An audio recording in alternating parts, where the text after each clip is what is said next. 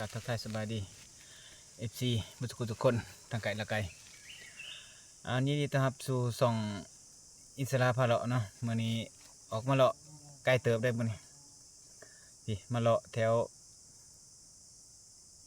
ลำเชนวนี่มาสู่พันใหญ่เพิ่นเนาะพันเฮียงพันมองพันทองถือว่าเดินทางมื้อนี้ก็สิไปโคคนบ่ได้มื้อนี้แต่ว่าเฮาสิเดินก่อนเนาะเพราะว่าสิย่างก่อนตัวเฮาสิคอยปกเบิ่งนำทางนี้เนาะถือว่ามื้อนี้ฮอดพักแล้วเฮาสิถ่ายอีกเทื่อนึงเนาะอย่าลืมก็ฝากกดไลค์กดแชร์กดติดตามในเด้อทางช่อง YouTube ช่องอิสระพาเลาะว่าจะได้พันมองโอ้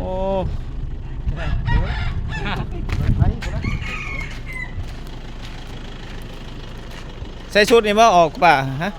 บ่โอ้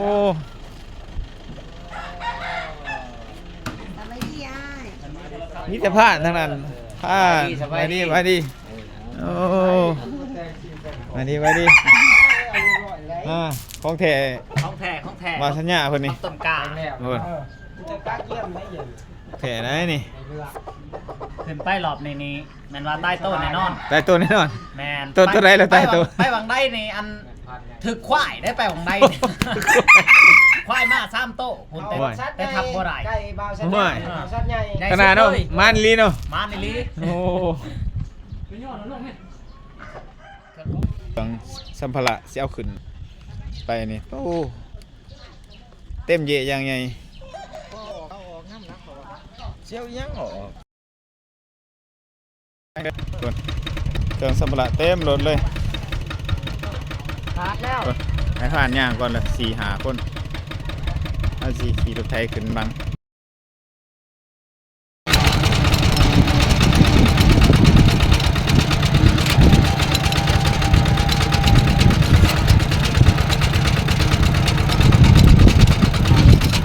จะได้เห็นเหมือนนี้ลูกเซ่ปะ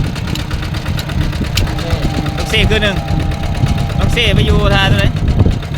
เข้ายังกะตีแล้วจะหาเลาะเบิ่งหมากไม้บ่มันแน่แล้วคืนที่2ได้ใช่ไหมลองอยู่ตลอดหรือว่าง่ายถึงคืนหนึ่งง่ายคืนหนึ่งง่ายเนาะมีตามสภาพมาแล้วแต่ว่ามันมีใครยังไปทางได้ก็ดูหันเลย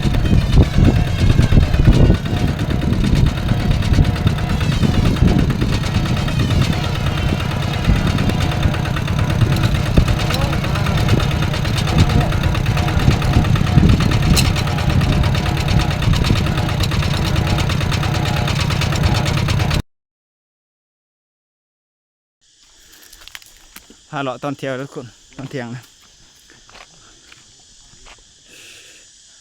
เมื่อยทีมงานท่านอยู่ลุมผมเดินทางวันนี้10 ไปกว่าคน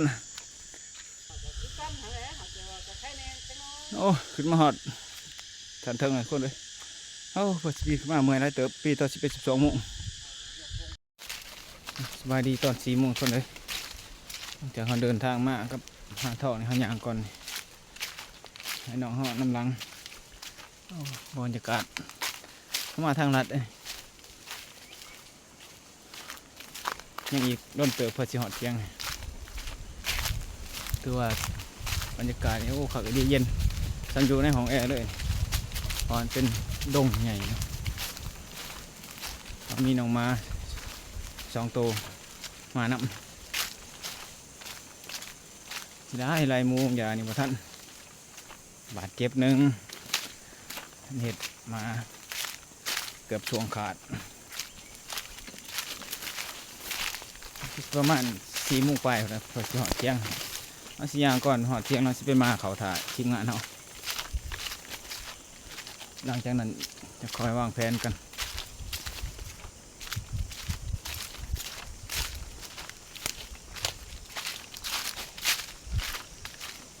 บรรยากาศเห็นทางโอ้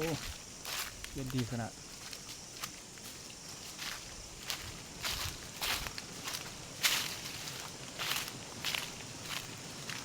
เ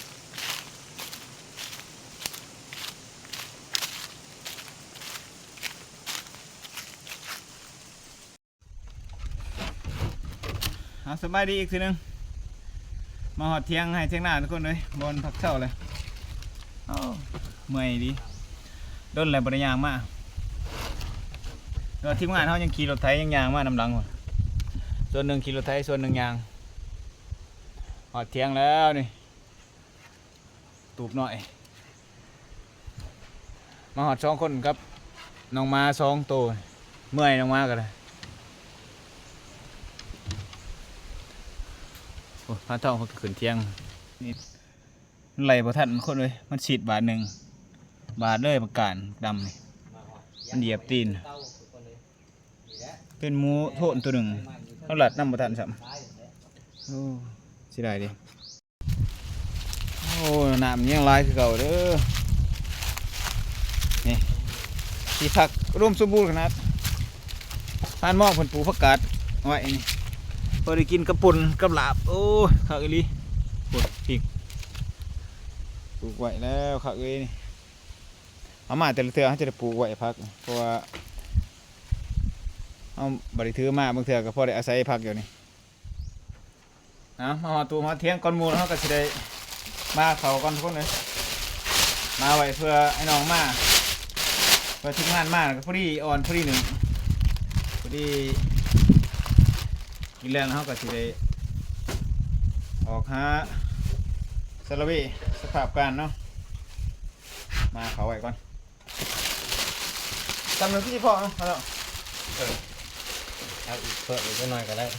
คนคิดไปที่พ่อคิดอย่างนี้หมอหัวหนึ่ง2 3 คนไหนรวมกันเนี่ย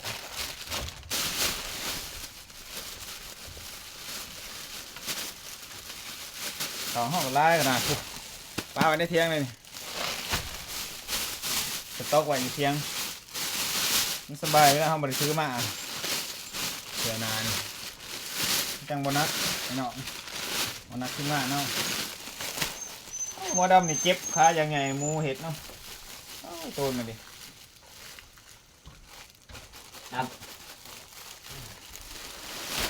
ที่ใหญ่ตัวมูตัวน้ำนี่โตมันคือว่าได้มากกับซุ่มอยู่นี่แหละทุกคนเลยนี่สานบอลเห็ดบอลขวานี่โอ้